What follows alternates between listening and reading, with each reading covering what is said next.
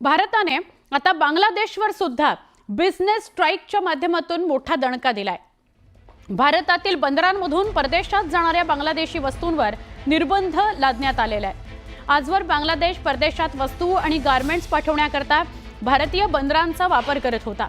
यामध्ये प्रामुख्याने तयार कपडे असतील, प्रक्रिया अन्नपदार्थ असतील आणि फळांचा मोठ्या प्रमाणात समावेश होता। मात्र वाणिज्य आणि उद्योग मंत्रालयाच्या परराष्ट्र व्यापार महासंचालनालयाने 7 मे 2025 पासून हे निर्बंध लागू केलेले आहेत। बांगलादेशची त्यामुळे चांगलीच कोंडी झाली आहे। देशाच्या जीडीपी मधला मोठा वाटा असलेल्या या वस्तू पाठवण्यावर निर्बंध घालण्यात आल्यामुळे मोठा फटका बांगलादेशला सहन करावा लागणार आहे।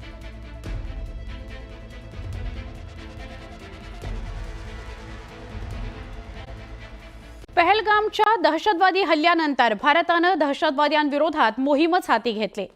ऑपरेशन सिंदूरद्वारे पाकिस्तानातील दहशतवाद्यांचे अड्डे भारतीय सैन्याने उद्ध्वस्त केले। तर आता पाकिस्तानात दडून बसलेल्या मोस्ट वॉन्टेड दहशतवाद्यांना भारतात आणण्याकरता कंबर कसलेली आहे। शस्त्रसंधी दरम्यान आता पीओके सोबतच मोस्ट वॉन्टेड गुन्हेगारांना भारताच्या हवाली करावं अशी मागणी पाकिस्तानकडे करणार आहे। मोस्ट वॉन्टेड दहशतवाद्यांच्या यादीत भारताचे कट्टर दुश्मन हाफिज सईद, दाऊद आणि मसूद अझहर यांची नावे असून हे दहशतवादी भारताला हवे आहेत। दहशतवादी द्या आणि विश्वसनीयता सिद्ध करा असा प्रस्ताव भारताकडून पाकिस्तानला देण्यात आलेला आहे। 2008 साली मुंबईमध्ये भीषण दहशतवादी हल्ला झाला। पाकिस्तानी दहशतवादी कसाब आणि इस्माईलसह आलेल्या 10 दहशतवाद्यांनी मुंबईला वेठीस धरलं। 150हून अधिक निष्पाप लोकांनी यात आपला जीव गमावला। याच मुंबई हल्ल्याचा मास्टरमाइंड हाफिज सईद या यादीत आहे। हाफिज सईद हा लष्कर-ए तैयबाचा म्होरक्या आहे आणि भारताकरता मोस्ट वॉन्टेड दहशतवादी आहे। 2001 सालचा संसदेवरचा हल्ला, 2019 मधला पुलवामा हल्ल्याचा मास्टरमाइंड मसूद अझहर हा सुद्धा या यादीत आहे। संयुक्त राष्ट्रांनी जागतिक दहशतवादी म्हणून घोषित केलेला जैश-ए-मोहम्मदचा प्रमुख आहे मसूद अझहर।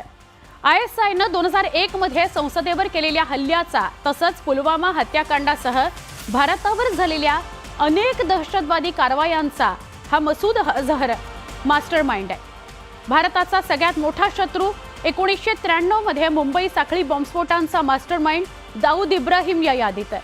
मुंबई साखळी बॉम्बस्फोटामध्ये 257 निष्पाप लोकांनी आपला जीव गमावला।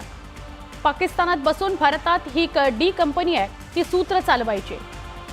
दाऊद हा खंडणी, हत्या, अंमली पदार्थांच्या लष्करी तस्करीमध्ये दाऊद आरोपी आहे। दाऊदला 2003 साली जागतिक दहशतवादी म्हणून घोषित केलं गेलेलं आहे। लष्कर-ए तैयबा आणि अल कायदाशी दाऊदचे संबंध आहेत। या यादीत सईद सलाहुद्दीन याचं सुद्धा नाव आहे। सईद सलाहुद्दीन हा सुद्धा कुख्यात दहशतवादी आहे।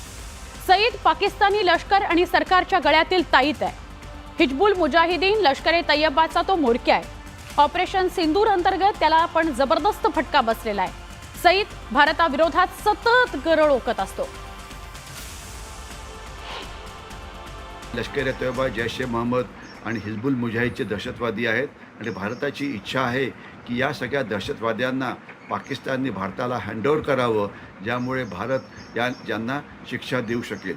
तर यामध्ये कोण कोण आहे तर याच्यामध्ये अर्थातच मौलाना मसूद अझहर आहे, याच्यामध्ये दाऊद इब्राहिम आहे, याच्यामध्ये आपला हाफिज सईद आहे की जे ज्या मोठ्या वेगवेगळ्या दहशतवादी गटांचे नेते होते।